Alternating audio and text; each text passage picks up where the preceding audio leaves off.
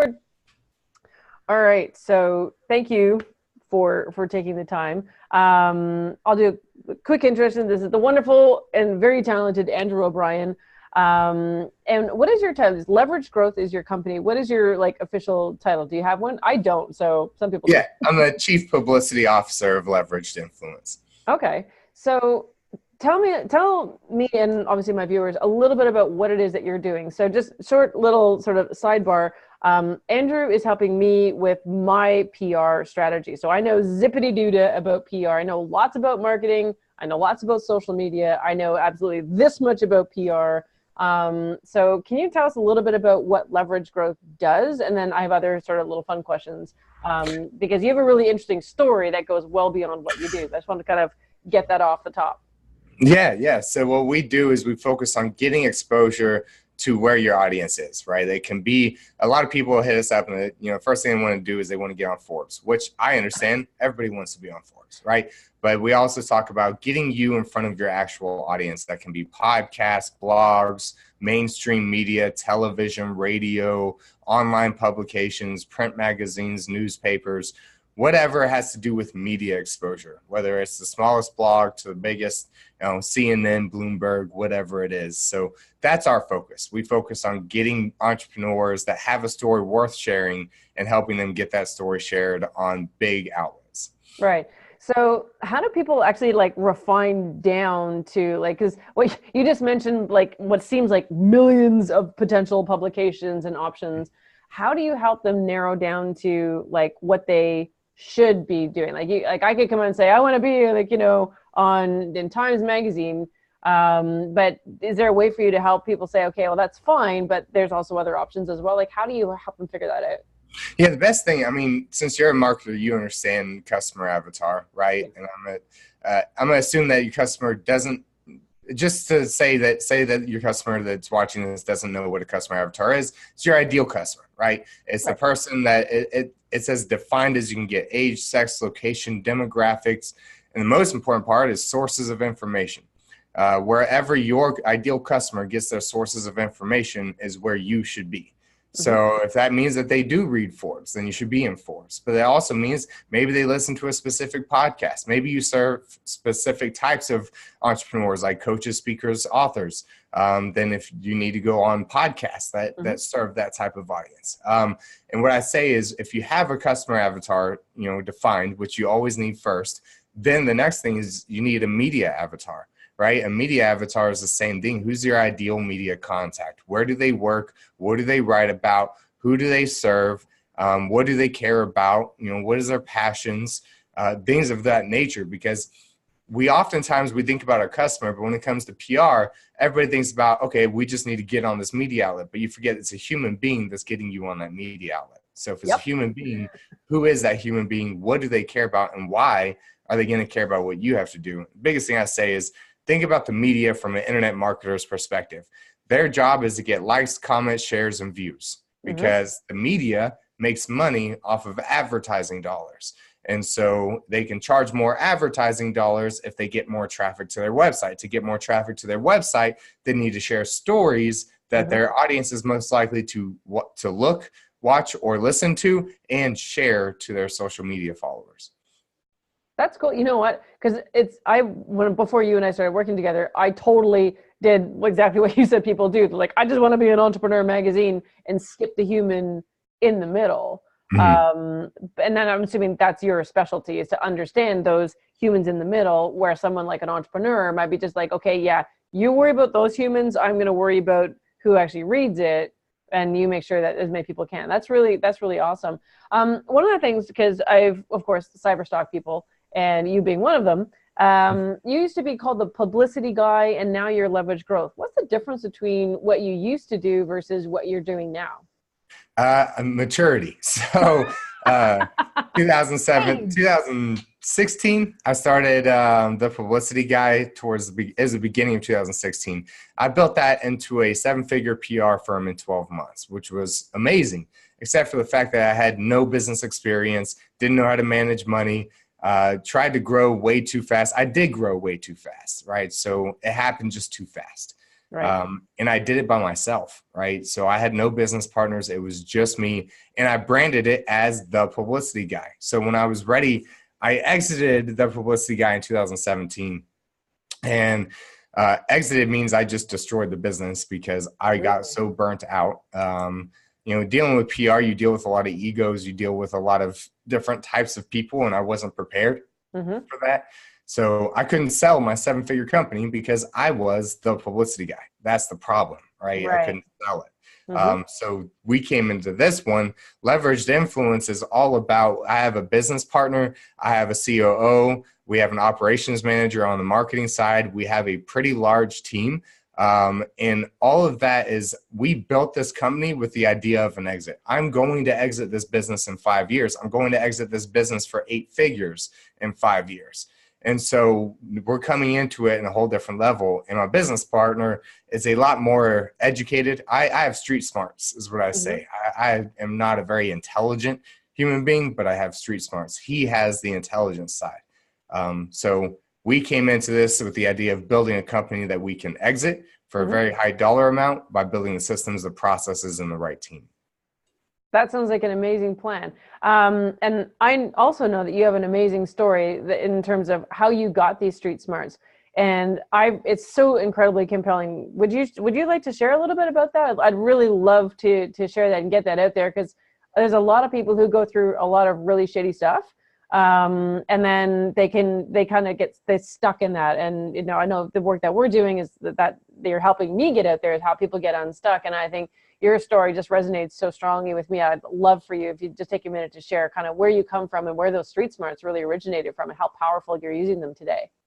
Yeah, I'll give you a 2-minute backstory. You can dive into whatever part that you want to. So I'm a complete open book. Feel free to ask anything. I was born and raised in Dallas-Fort Worth area of Texas. My mother was actually a prostitute. I don't say that to be mean or to be hateful. That was her career choice. So I experienced a lot of sexually traumatic things as a child. We were raised in motel rooms, trailer parks, cars, apartments, houses. Had about 20 different daddies throughout my childhood. Witnessed my mom have sex for money in the same motel room that we all slept in. And it was a very traumatic childhood. And so in order to escape my childhood, instead of facing my problems, in order to escape it, I decided to join the Army, get myself out of that world. I got into drugs and pretty bad during my teenage years. So I needed a daddy. And so the Army became my daddy and really turned me into a different man. I was in the Army for 4 years, did a deployment to Iraq for 12 months. 9 of those 12 months, I was a lead gunner of all convoys, which meant my job was to make sure we didn't get shot at or blown up. And then I came home from Iraq in 2009. And then in 2010, I actually tried to take my own life. And the reason I did that was it wasn't really because of the war. It was my childhood trauma that kind of came back up. And for the first time in my life, Iraq, I felt like I had a purpose. Then I came home and that purpose was just gone. In 24 hours, your life completely changes. And so I had felt no purpose. I tried to take my own life, 120 pills in less than 2 minutes.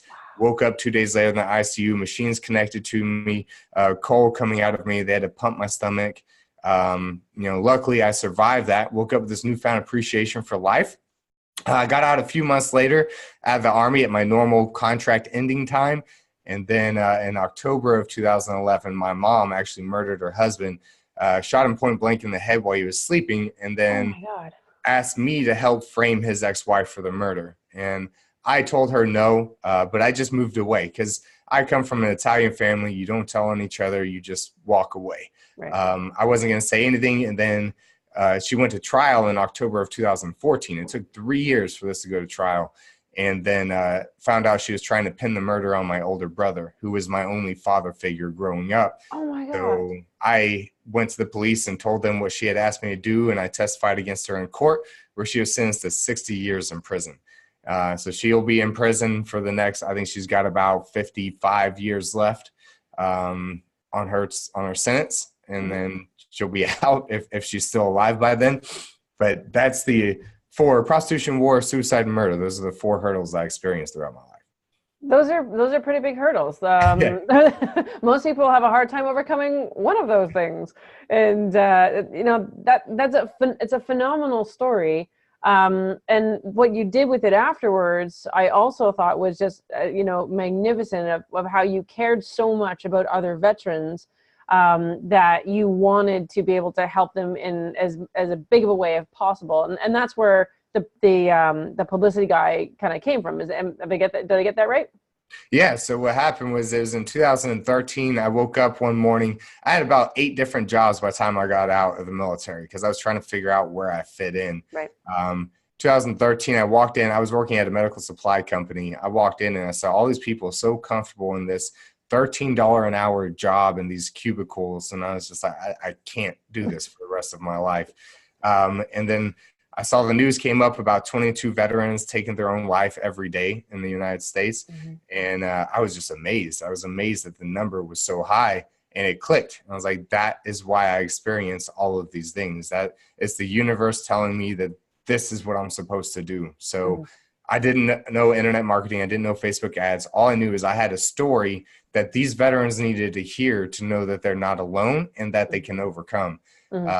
And so I went into a kitchen in an apartment, used my laptop camera, horrible lighting, no audio, like horrible audio, did a 5-minute YouTube video about my story, sent it to Fox News Austin, which is where I live, in the Austin American-Statesman, got interviews at both places. The Austin American-Statesman landed front page and a full spread on the inside of the newspaper, was picked up by the Associated Press, went around the world. Spent the next 3 years traveling as a public speaker, became one of the most requested speakers by the United States Army, was given over 20 awards for my work, was paid in between $5,000 to $25,000 of a speaking engagement, and I got to change people's lives. And it was all because of PR. I was on over 75 global media outlets over that 3 years, became the subject matter expert people turned to when it came to PTSD or veteran mental health issues. And so I just realized the power of PR, which is what led into where I am now. That's fantastic, because there are so many people out there who have such amazing stories, and yet they do nothing with them. Mm-hmm. And because I've always believed that, there's not 7 billion people in the world. There are 7 billion stories in the world. And, to make, we always make presumptions on other people. It's like, oh, we see someone acting in a certain way and we'll judge them. A lot of what I teach is, just pull back and don't make those kind of presumptions, because you don't know their story. You don't know where they're coming from. And that really gruff person, maybe someone just, passed away in their lives, or they're going through something really, really tough. So one little bit of kindness can go a long, long way. So, I want to, and what I'm so glad that you're here is because if there's anyone listening to this that feels like they have a story, and again, everyone has an interesting story, to me anyway, that there is a way for them to get that out very, very successfully. So hopefully I can, fire a few people your way, to help get their story out. I'm just looking down because I actually I have a question for you. Here's an interesting question for you.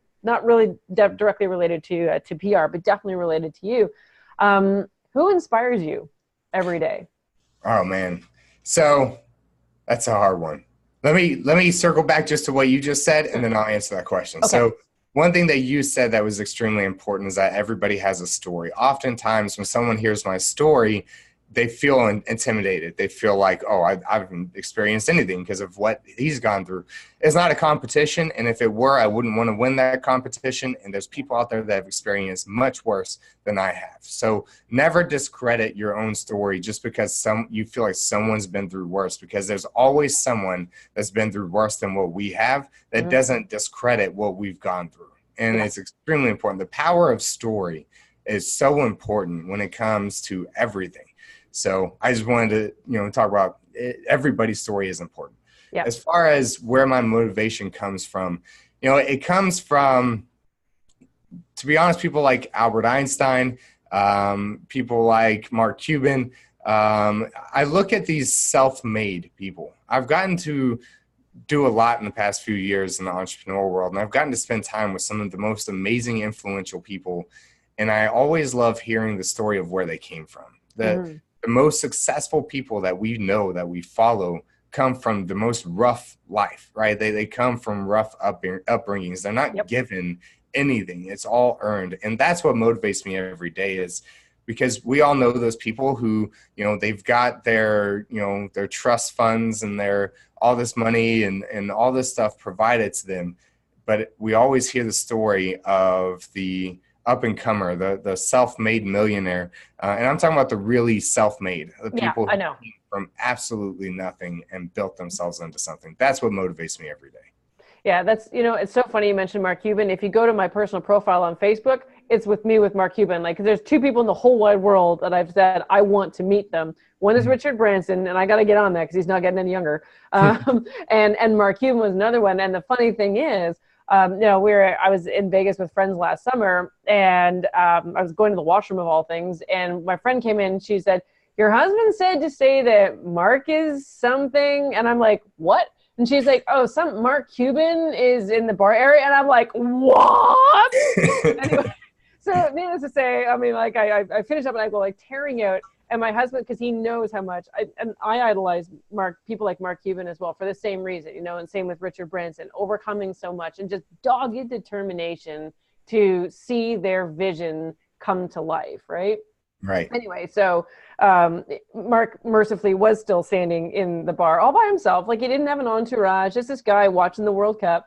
And I, of course, did the entire fangirl thing, said nothing intelligent. Someone else was trying to take a picture. I'm like, yeah, move on, click, click, bye-bye, go away. And then I took a picture, and I said nothing. I said absolutely nothing intelligent because, he's trying to watch the World Cup, and I didn't want to, obviously, take up any more of his time. So, yeah.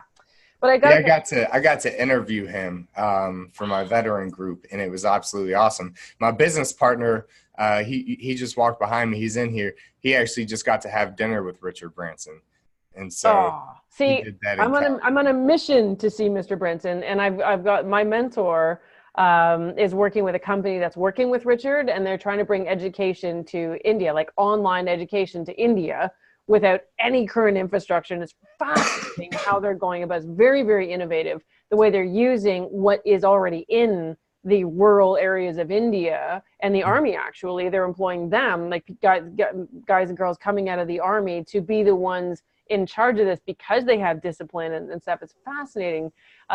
So basically I'm using that as my conduit to come meet Richard Branson. But if ever, you guys are meeting him again and I just can walk by and, pull a fangirl, I'd be happy to do that too. I'd be absolutely, thrilled to do that. Because again, it's just people who worked hard. And, my story, again, I don't have murder, prostitution, or that kind of a thing, but I have, leaving a cult and nearly dying in rolling my car in a 6-lane highway, and having to leave everything behind and starting all over again. I think the interesting thing is also, what people don't realize, what some people do when they have their big story, it just seems like success came like right afterwards.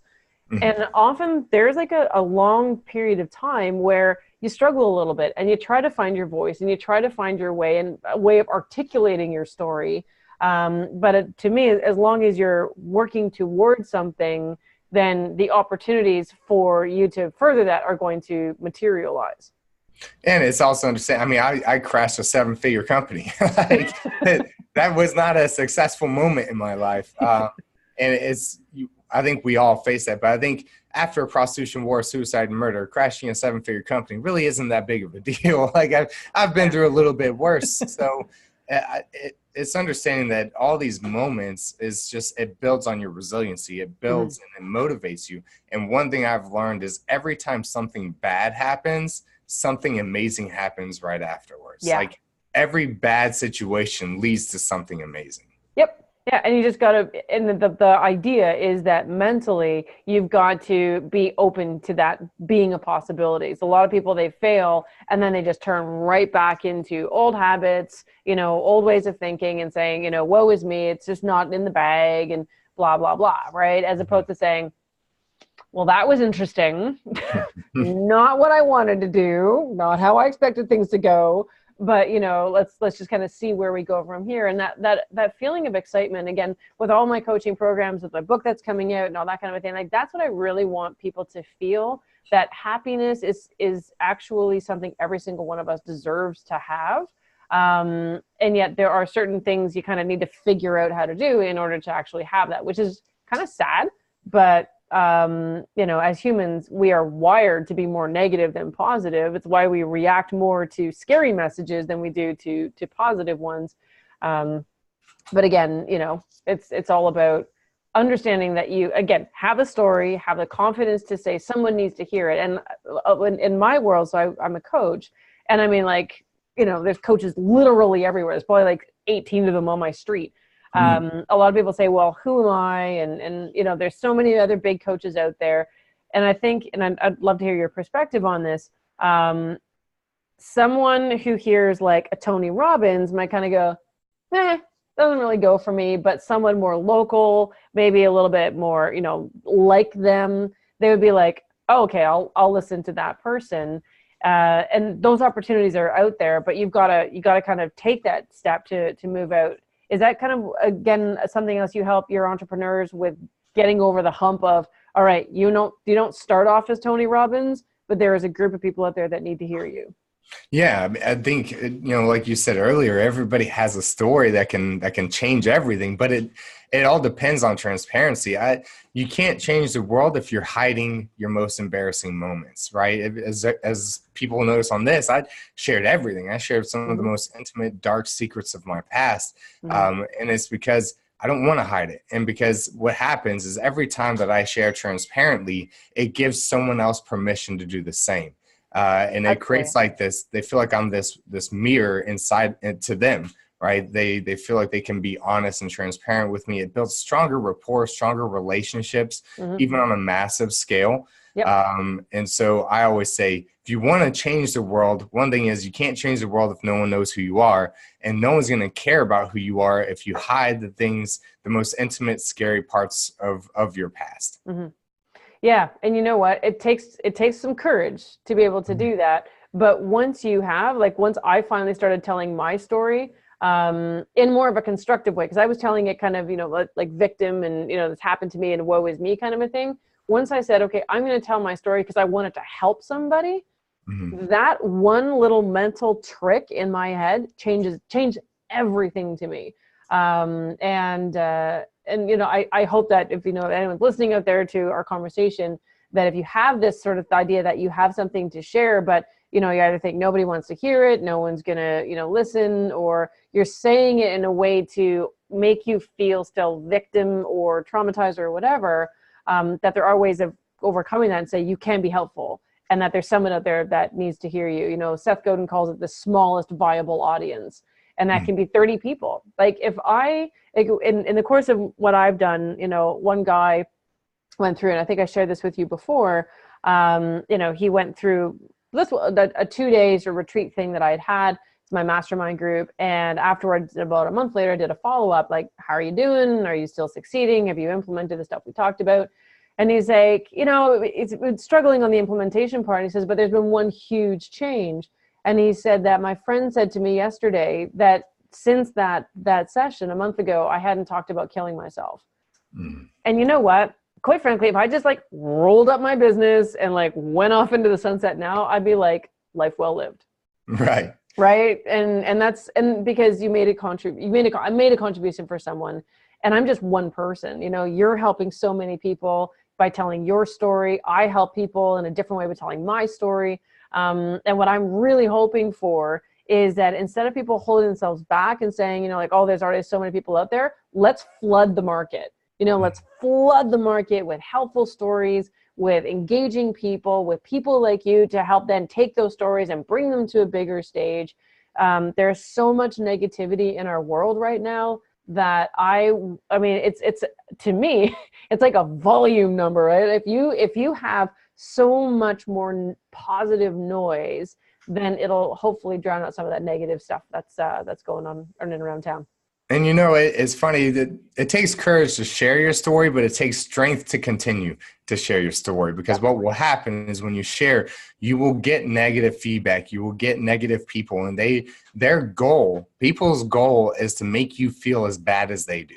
And so they will do that on a regular basis. They will try to make you feel bad or embarrassed or hate on you or spread rumors or all that. And you have to be strong. You know, quick story is last night I came home, found out there's this little boy that lives on my street. I have an 11-year-old daughter. Mm-hmm. He said that, he had a friend over and he's like, I can only have one friend over. You shouldn't be here. I don't want you here. Go away. And so I came home and I heard this story and her feelings were hurt. And I looked at her, and this was a teaching moment for me as a father. I told her, why? Why do you care? Right? If he doesn't want to be around you, who cares? It doesn't matter. He's not meant to be your friend. Yep. Just don't talk to him anymore. We have to stop caring about whether everybody in this world likes us, because no matter how hard we try, they're not going to. Yeah. So I stopped caring a long time ago. People say that I'm egotistical or arrogant or all that. And it's not that I'm either of those. I just don't care. I don't care what people think about me. I don't care what they say about me. It has no impact on my feelings, what I think about myself. I'm a very self-confident person because I am proud of myself. I don't need anyone else to be proud of me. And so it's having that self-confidence and self-love, and stop looking outside to earn that love from people that you don't even need it from. Yeah. They're not your people. I have the same conversation with my kids too. Like, I've got 4 kids and have had similar kind of conversations to come back and, not invited to a party or sort of rejected in the schoolyard. And it's like, they're not your people. Mm-hmm. They're not your friends. So if that's the case, let's go find the ones who really do care about you. And just a comment about the egotistical people, the people who are accusing you of being egotistical, they're doing that because you're not reacting to their criticism. Mm-hmm. You're not feeling bad. So if you don't feel bad, there's something wrong with you. And so they have to come up with like a new insult because they haven't made you feel like shit for this thing. They're like, oh my God, well then I'm going to call you this really other weird, stupid name. And it's like, really? Like, okay, are we done? Are we done? Right. And then you kind of move on. So yeah, it's life is hard, but in Chet Holmes' book, The Ultimate Sales Machine, which I picked up, and I absolutely loved it. One of the things he said was you need to have pig-headed determination and discipline, and that will get you whatever you want in life. And I've kind of blended that with Think and Grow Rich, which is desire. So I call it the 3 Ds: desire, determination, and discipline. And if you have those 3 things, you'll get whatever you want.